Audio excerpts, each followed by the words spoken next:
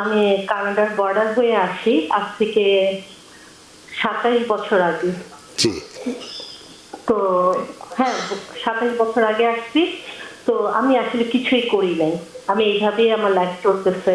তো এখন আমি ভয় পাচ্ছি, আমি কি আদৌ নিজে গিয়ে কিছু করব, মানে রেজিস্ট্রেশন, নাকি চুপ করে থাকবো। আমি 6 মাস আগে অ্যাসাইলাম উইন করেছি, আমি কি এখন গ্রিন কার্ড অ্যাপ্লাই করতে পারবো? আপনি যদি এখন রেজিস্ট্রেশন হয়ে যান আর যদি দেখা যায় যে আপনি ইলিগাল আছেন, আপনার যে ক্ষতিটা হতে পারে সেটা হচ্ছে আপনাকে ডিপোর্টেশন প্রসিডিংসে নিয়ে আসা হতে পারে। মার জন্য যে পিটিশন করেছেন ওটার মধ্যে আপনি ডিডেভিটিভ যদি থাকেন তাহলে বিরাট ভুল হয়ে গেছে। কামরান হোসাইন তিনি বলছেন আমি 6 মাস আগে অ্যাসাইলাম উইন করেছি, আমি কি এখন গ্রিন কার্ড অ্যাপ্লাই করতে পারবো? The answer is clear, yes. আপনি ওই 6 মাস যেদিন আপনি অ্যাসাইলাম উইন করেছেন, অ্যাপ্রুভড হয়েছে, তারপরে যদি করতে পারতেন এখনকার পরিস্থিতিতে, আগে যেটা ছিল 1 বছর পরে করতে হতো। অনেক ধন্যবাদ। সুপ্রিয় দর্শক, কে আছেন টেলিফোনে? দয়া করে নাম পরিচয় বলে আপনার প্রশ্নটি করুন। আসসালামু আলাইকুম। ওয়ালাইকুম আসসালাম। আমি মিশিগান থেকে বলছি। জি স্যার, আজকে আমার অ্যাসাইনমেন্ট কোডের কি ছিল, ডেট ছিল। জি। আমি গেছিলাম, যাওয়ার পরে আমার ওই ডেটটা চেঞ্জ করে দিছে আগামী মাসে। তো ওই আইস অফিস থেকে আমাকে মেসেজ দিছিল যে কোডের আপডেট জানানোর জন্য। তো আসি আমি ওদেরকে মেসেজ দিয়েছিলাম যে আমার কোডের ডেট চেঞ্জ হয়ে গেছে। ওরা আমাকে আবার মেসেজ দিয়েছে কালকে গিয়ে ওদের সাথে দেখা করতে এবং আপডেট করতে আর সাইন করতে। তো কিসে সাইন বা কি জন্য ওইটাকে একটু বুঝতে চাচ্ছিলাম আর কি। অনেক ধন্যবাদ অ্যাটর্নি মীর মিজানুর রহমান। আমি ওনার আজকে অ্যাসাইলাম ডেট ছিল, গেছিলেন, পরের 1 মাস পরে দিচ্ছে।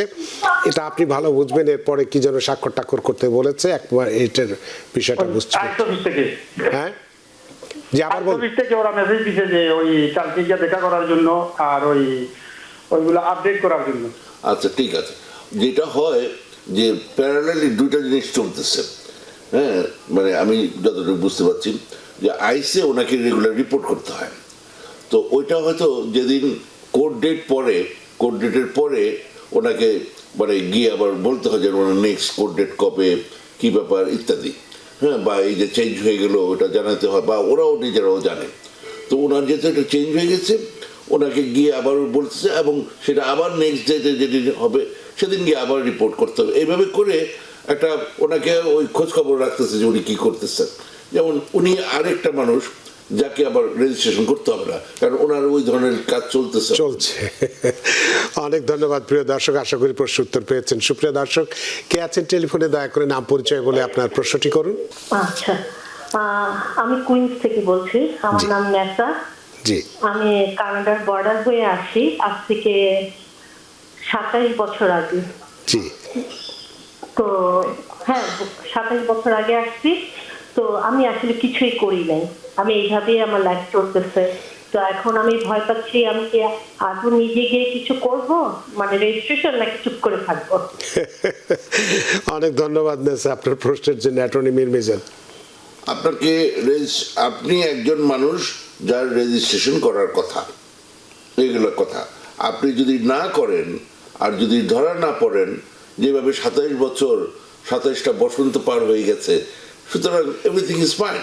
কিন্তু যদি আপনি ভবিষ্যতে কোনো সুবিধা নিতে চান, হ্যাঁ, এরকম যদি ঘটনা ঘটে, তখন এই রেজিস্ট্রেশনের প্রুফটা আপনার লাগবে।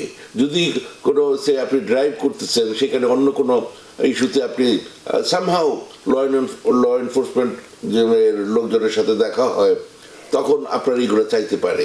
সুতরাং এই যে ব্যাপারগুলো আছে, সেই পয়েন্ট অফ ভিউ থেকে আপনাকে সিদ্ধান্ত নিতে হবে যে আপনি কি চান। কারণ আপনি যদি এখন রেজিস্ট্রেশন হয়ে যান আর যদি দেখা যায় যে আপনি ইলিগাল আছেন, আপনার যে ক্ষতিটা হতে পারে সেটা হচ্ছে আপনাকে ডিপোর্টেশন প্রসিডিংসে নিয়ে আসা হতে পারে, যেহেতু আপনি ইলিগাল, আপনাকে বের করে দিবেন।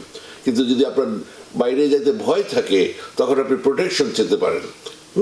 সুতরাং আপনি হয়তো কোর্ট কাছারির মধ্যে পড়বেন, সরাসরি পাঠিয়ে দেওয়া হবে না হয়তো, কিন্তু কথা হচ্ছে এগুলোর মধ্যে দিয়ে আপনাকে যেতে হবে আর কি। ধন্যবাদ।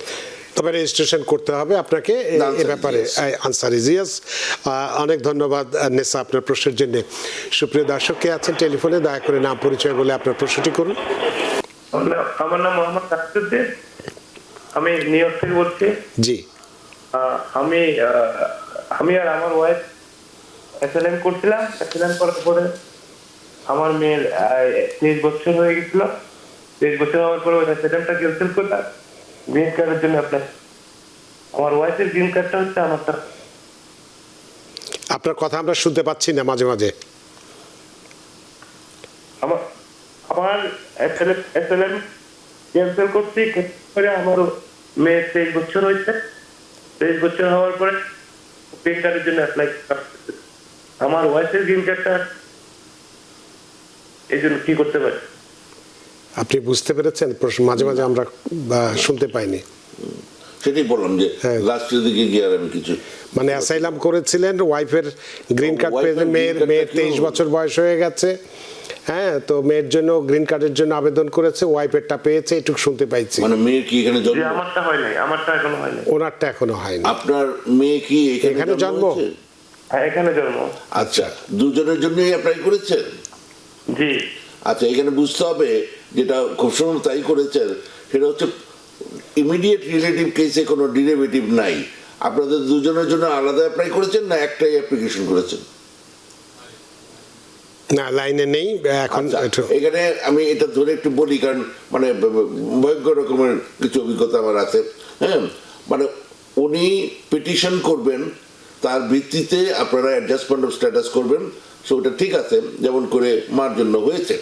কিন্তু ওই মার জন্য যে পিটিশন করেছেন ওটার মধ্যে আপনি ডেরিভেটিভ যদি থাকেন তাহলে বিরাট ভুল হয়ে গেছে।